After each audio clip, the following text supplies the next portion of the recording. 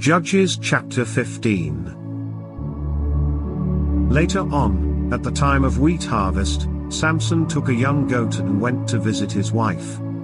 He said, "I'm going to my wife's room." But her father would not let him go in. "I was so sure you hated her," he said, "that I gave her to your companion. Isn't her younger sister more attractive?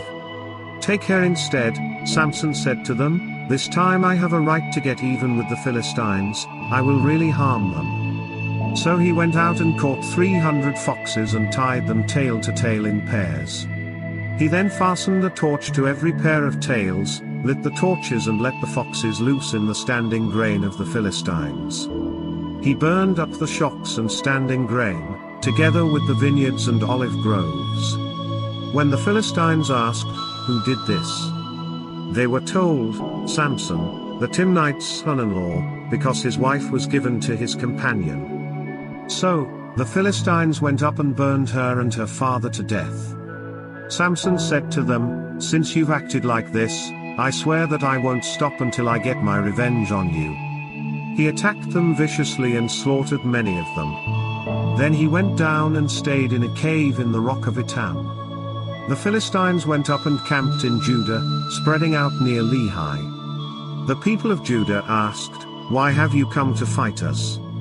"We have come to take Samson prisoner," they answered, "to do to him as he did to us."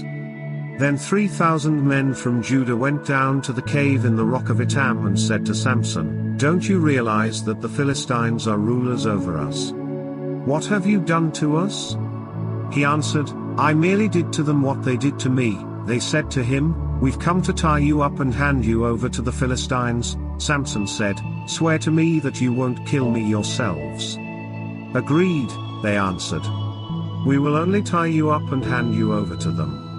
We will not kill you." So, they bound him with 2 new ropes and led him up from the rock. As he approached Lehi, the Philistines came toward him shouting. The Spirit of the Lord came powerfully upon him.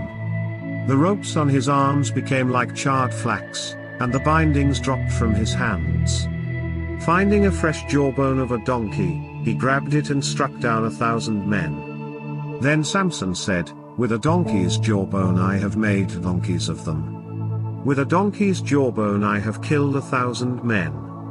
When he finished speaking, he threw away the jawbone, and the place was called Ramoth Lehi. Because he was very thirsty, he cried out to the Lord, "You have given your servant this great victory. Must I now die of thirst and fall into the hands of the uncircumcised?" Then God opened up the hollow place in Lehi, and water came out of it. When Samson drank, his strength returned, and he revived. So, the spring was called En-Hakkore, and it is still there in Lehi. Samson led Israel for 20 years in the days of the Philistines.